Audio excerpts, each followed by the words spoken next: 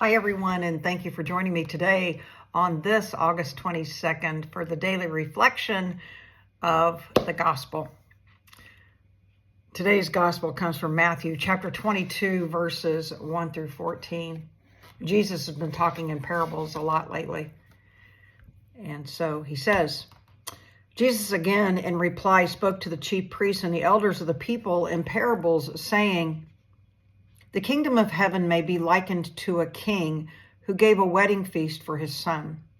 He dispatched his servants to summon the invited guests to the feast, but they refused to come.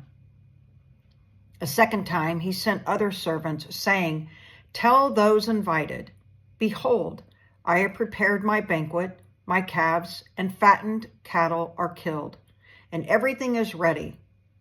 Come to the feast.' Some ignored the invitation and went away, one to his farm, another to his business. The rest laid hold of his servants and mistreated them and killed them. The king was enraged and sent his troops, destroyed those murderers, and burned their city. Then the king said to his servants, 'The feast is ready, but those who were invited were not worthy to come. Go out, therefore, into the main roads and invite to the feast whoever you find.' The servants went out into the streets and gathered all they found, bad and good alike, and the hall was filled with guests. But when the king came in to meet the guest, he saw a man there, not dressed in a wedding garment. He said to him, 'My friend, how is it that you came in here without a wedding garment?' But he was reduced to silence.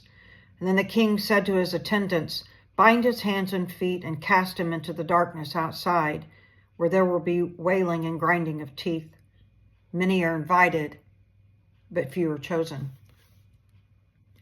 As you know, each day I listen to Hallow and I listen to the reflection of Jeff Cavins, and today we were kind of right on the same thought of a wedding feast, a feast, period, an invitation.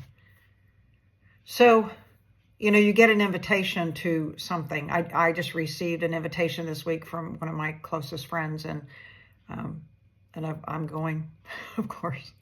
And, in my brain, I'm thinking, how am I going to dress? Because depending upon the weather and what am I going to take to share with everyone there as part of the meal. Sometimes we might be given invitations that we really don't want to attend.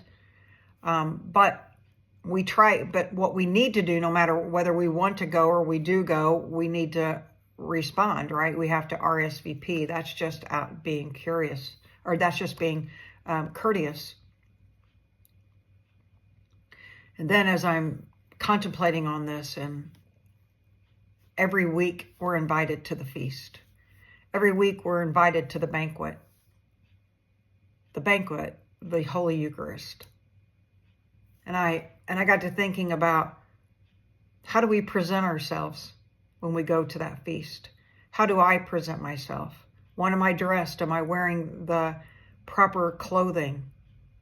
Honestly, anymore when you go to church or you go to Mass, people wear things to me that are not disrespectful, but are not appropriate for church.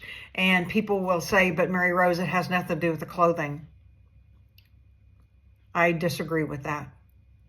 I was raised where Sunday was a day when you went to Mass and you went to church and you wore your Sunday best. And my Sunday best are not shorts and a tank top. But I diverge. So, got to thinking about the wedding feast and how do I prepare myself for that? And when I for instance, one of the things that Jeff talked about, and also that the reading talks about, is some of the guests said, "No, I have a business to take care of. I have a farm I have to take care of. I have a home that I have to take care of." In today's society, I have other things that I have to do. My children are in sports, so I have to go to those sports events. I tried whenever Wade was young to make it a priority that when he played sports on the weekends that we found a church wherever we were. Didn't happen very often. One, that I couldn't find a church. And I always searched for that because that was priority. God should come first, and everything else will fall into place. So this week, when you're preparing to go to Mass or you're preparing to go to church, think about your garment and what are you wearing. Think about how are you preparing yourself for Jesus. Not only are you preparing your heart, your body, your physical body, but are you preparing your heart? Are you preparing your mind? Preparation for the feast. It goes even further than that. Preparation for the feast of when we are getting to be at the table with Jesus when we pass from this world to the next. We have to prepare ourselves now. We can't wait. We got to do it now.